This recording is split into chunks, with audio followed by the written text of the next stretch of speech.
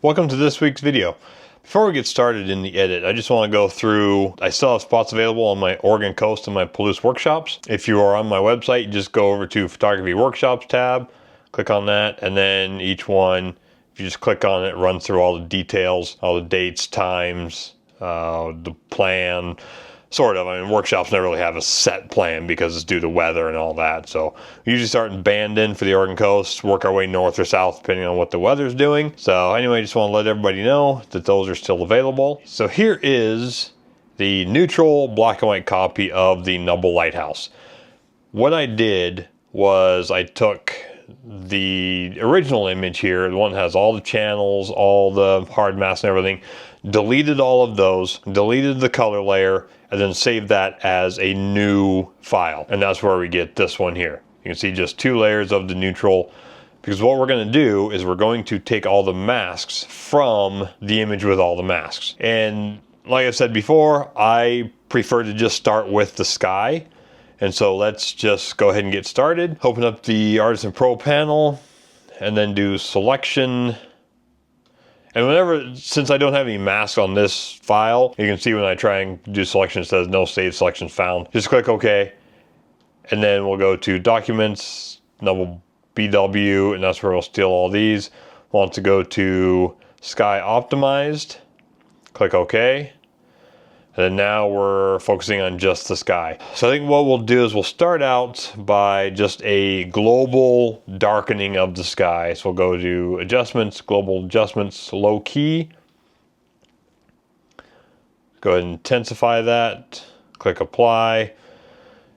Now I think we'll stick with that. And so one thing too, when you do things like this, you're always just adding a new layer. The program just creates a new layer for you.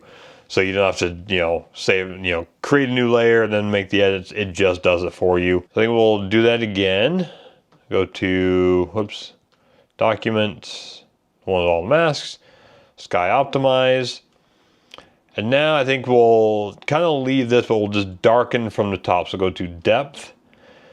And what's nice about using the Depth tab is that it keeps your selection. It creates a new layer, but it keeps your selection, so you don't have to add your selection each time. So let's go top to bottom. We'll start out with, let's go strength of 2. We'll do 3/4 of the sky, just at darken. That's looking pretty good. Let's go strength of 1. That's looking pretty good. Let's go ahead and do just half, so we can just slowly darken just the top part. Let's do one more. I think that looks pretty good. All right, and then let's lighten. Let's go bottom to top. Lighten. We'll just do the bottom quarter of the image. Lighten.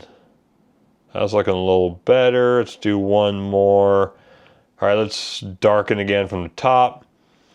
Top to bottom. Let's do just another 50% of the top. That's looking pretty good. It's getting fairly dark over here.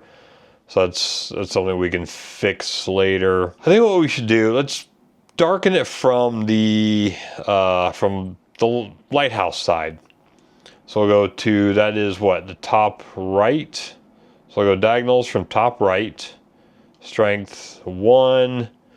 Just go darken. Okay, now that makes it much more even across the top. I think I like that. So let's go ahead and merge all these down.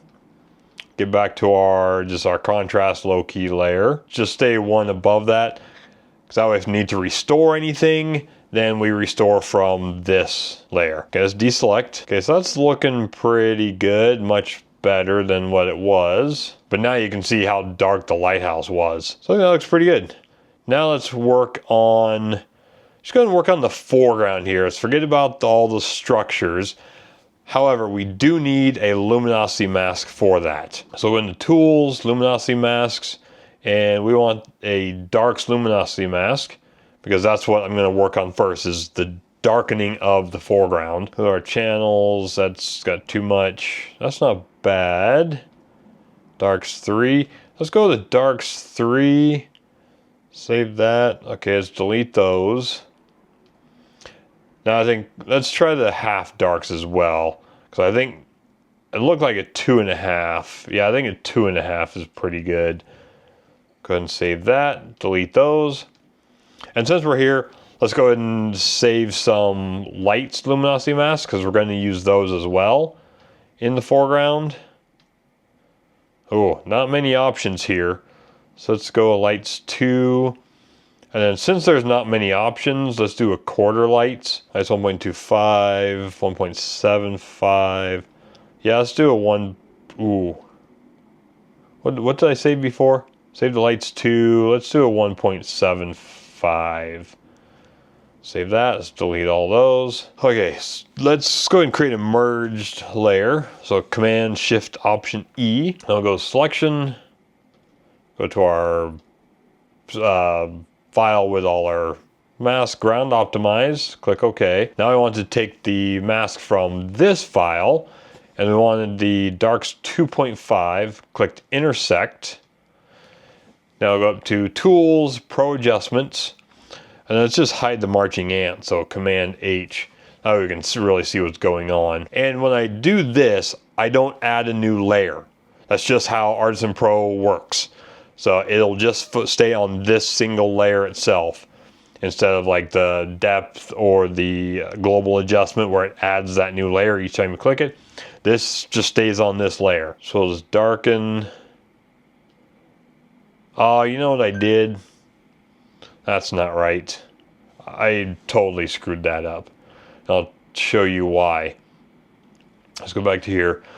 What I need to do is I need to grab not the ground, because that has all the houses. I think it's the foreground here. Yeah, so that's the one I need, the foreground. There's no structures involved. Now we can add the darks 2.5, intersect, hide the marching ants, Command or Control H.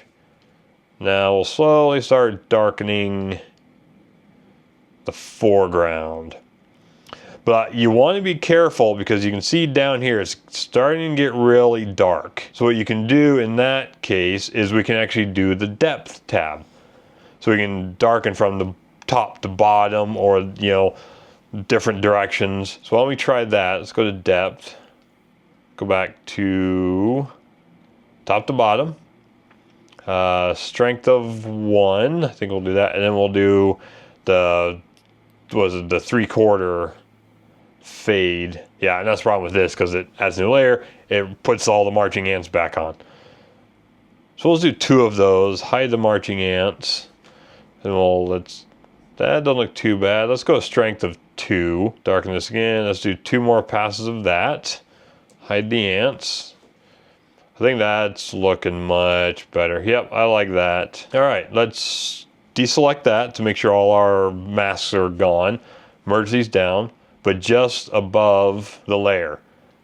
Because now we can restore if we needed to. I think this down here is just too bright for me. So if we were to, let's see your selection, click the right file, foreground, click OK. I think if we just darken, what am I doing here? Actually, let's darken from that corner at the diagonal. Let's try that, but I won't add any luminosity masks. I just want to kind of darken the whole thing. And that's from the bottom left, 50%. Let's just go 25% of the image. That's looking much better. Because what we can actually do is we can lighten things by using the lights luminosity mask once this is dark enough to suit what we want to do. Let's do just a straight bottom to top. That's looking better. Okay, let's merge all these back down. Now we can add the luminosity mask of the lights. So we'll start with the lights 2. Intersect, go back to our tools, Pro Adjustments, strength of 2, then lighten. See, that's looking better. It's kind of doing a lot more targeted adjustments to it. Yeah, I like that. Let's go ahead and deselect everything. So Control or Command D. Since we're pretty good on this, we'll just merge it down. Let's just go 1 more here, and then now it's basically to the neutral layer. And let's start on, let's make a merge layer, and then let's just go ahead and do the fence. Selection, let's see, fence, is there a fence optimized? Click OK. Still on Pro Adjustments, let's hide the marching ant so we can see how bright we're making the fence. That looks pretty good, just 2 passes. Deselect that. Okay, so let's go ahead and start working on, what do you think? Let's just start the house. So go back up to our layer. That has our fence.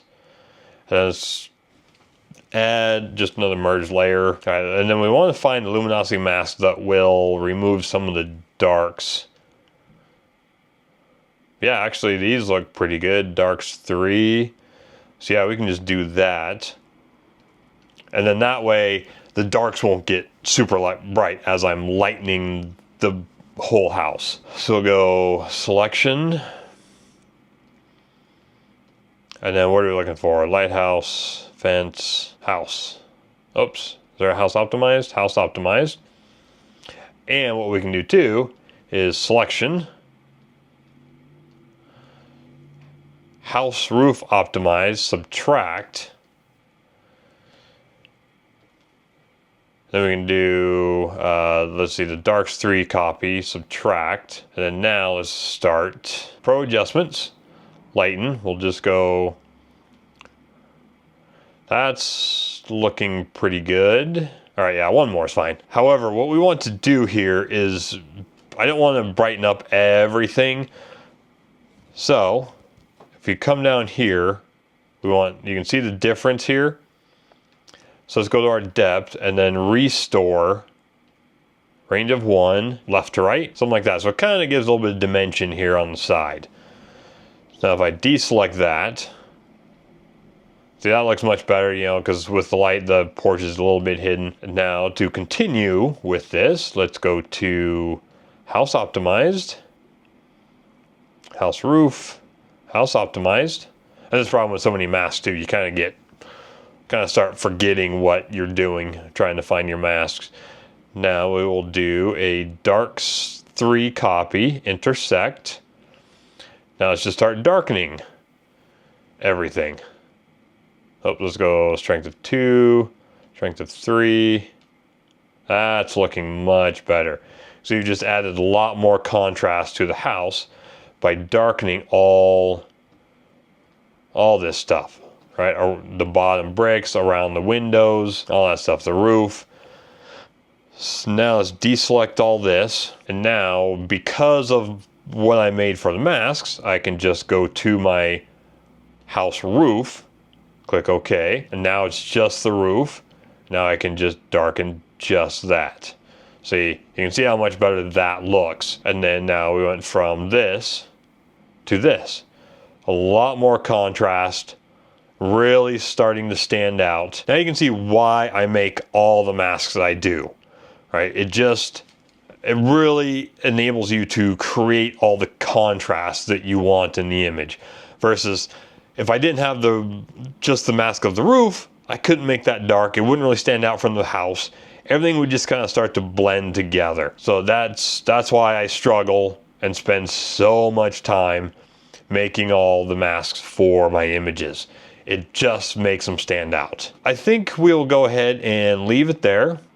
Video's getting a little long. Obviously you can tell like how I'm just gonna continue on with this edit, right? I'm gonna move on to the little white shed. I'm gonna move on to the little, what used to be a red shed, now it's just a gray shed. And I'm gonna move on to the lighthouse.